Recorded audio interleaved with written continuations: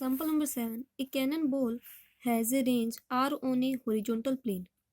कोई बॉल है, उसके लिए horizontal range r given है. If h and s dash are the greatest heights and t dash be the time of flights in two possible paths, show that horizontal range r is equal to square root of 4 into h dash is equal to 1 by 2 g t dash. Given है कि ये cannon ball है, उसकी जो range है horizontal range वो are है horizontal plane के ऊपर, और अगर उसे हम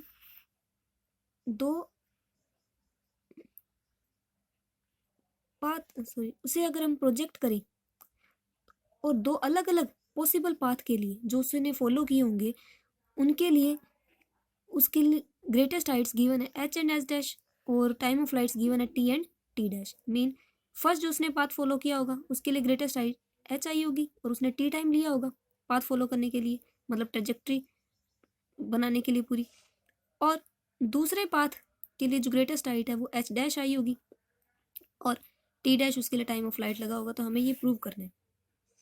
तो हमने एक रिजल्ट किया था कि अगर हमें एक गिवन हॉरिजॉन्टल रेंज हो, मतलब हॉरिजॉन्टल रेंज है वो गिवन हो, तो उसके लिए हमें दो एंगल मिलेंगे और मतलब दो एंगल ऑफ प्रोजेक्शन मिलेंगे जिनके लिए हॉरिजॉन्टल रेंज हमेशा सेम आएगी. तो मान लेते हैं कि अल्फा वो एंगल ऑफ प्रोजेक्शन है जिससे रेंज आर मिलती है, तो पाई बाई 2 माइनस अल्फा भी एक एंगल ऑफ प्रोजेक्शन हमें जरूर मिलेगा जिसके लिए जो हॉरिजॉन्टल रेंज है वो आर सेम आएगी. मान लेते हैं कि हमने जो कैनन बॉल है उसको यू वेलोसिटी से प्रोजेक्ट किया होगा और सेम हॉरिजॉन्टल रेंज लाने के लिए उस दो एंगल से प्रोजेक्ट किया गया अल्फा और पाई बाई 2 माइनस अल्फा. जब अल्फा एंगल से प्रोजेक्ट किया गया होगा तो मान लेते हैं एच हाइट अटेन हो रही है, और जब पाई बाई 2 माइनस अल्फा एंगल से प्रोजेक्ट किया गया होगा उस बॉल को तो हाइट हमें एच डैश मिलती है.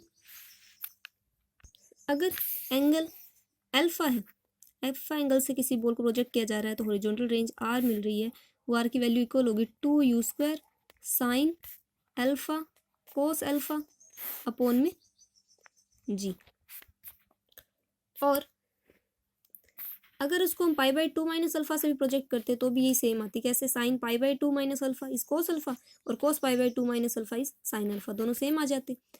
अब अल्फा एंगल से प्रोजेक्ट कर रहे हैं तो हाइट मैक्सिमम हाइट एच आ रही है और एच की वैल्यू होती है अगर एंगल अल्फा क्या हो, एंगल ऑफ प्रोजेक्शन हो, और यू क्या हो, वेलोसिटी ऑफ प्रोजेक्शन हो, तो उसकी वैल्यू होती है you square sine square alpha upon में 2g.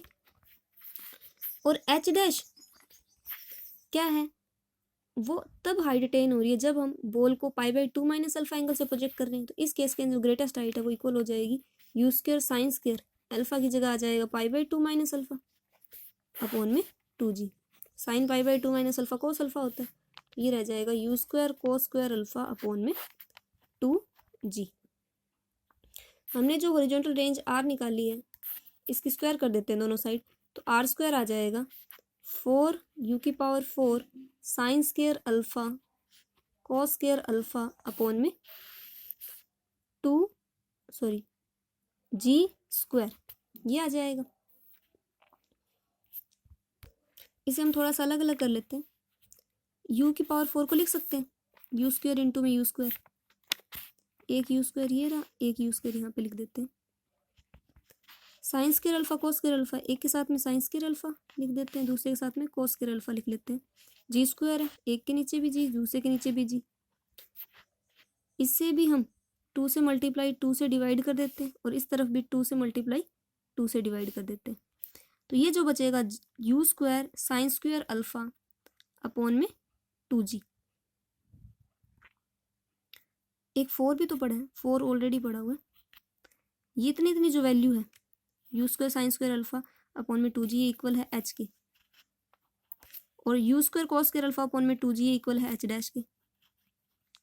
और यहाँ से ये 2 ये रह गया, ये 2 रह गया और ये 4 रह गया, टोटल 16.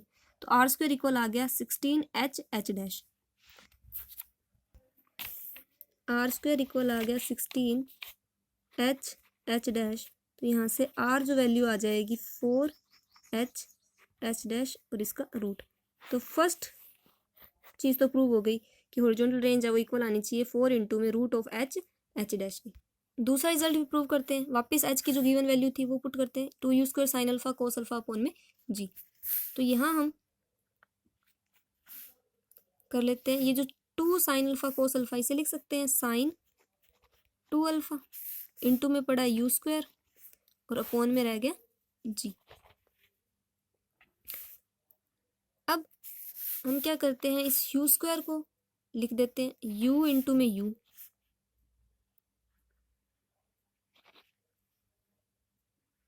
वैसे तो साइन 2 अल्फा की जरूरत नहीं थी, ये स्टेप कैंसिल आउट कर दो, ये जरूरत नहीं है।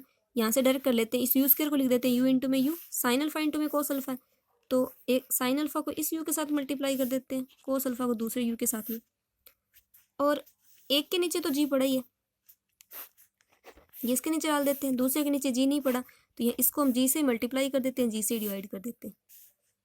अब यहाँ 2 पड़ा है, ये 2 तो इसके साथ में पड़ा है, इसके साथ 2 लाने के लिए हम करते हैं, इसको भी 2 से मल्टीप्लाई कर देते हैं और 2 से डिवाइड कर देते हैं।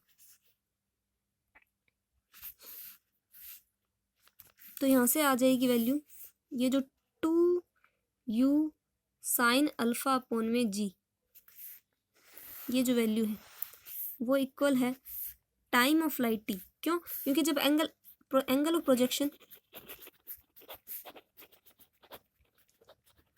अल्फा हो, वेलोसिटी ऑफ प्रोजेक्शन u हो, तो टाइम ऑफ लाइट t वो इक्वल आती है 2u साइन अल्फा अपॉन में g।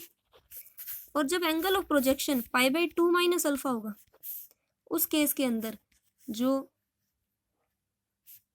टाइम ऑफ लाइट है वो इक्वल हो जाएगी 2u sign π/2 minus alpha upon में जी, और ये हो जाएगा 2u कोस अल्फा अपॉन में जी। तो इसकी जगह पुट कर सकते हैं t, तो इसकी जगह t पुट कर दिया, 2u कोस अल्फा अपॉन में जी, 2u कोस अल्फा अपॉन में जी, इतनी इतनी वैल्यू को पुट कर सकते हैं t डैश, बच गया क्या g अपॉन में 2, यानी कि 1/2 g, और ये h। ये जो सेकंड रिजल्ट हमें प्रूव करना था वो प्रूव हो गया।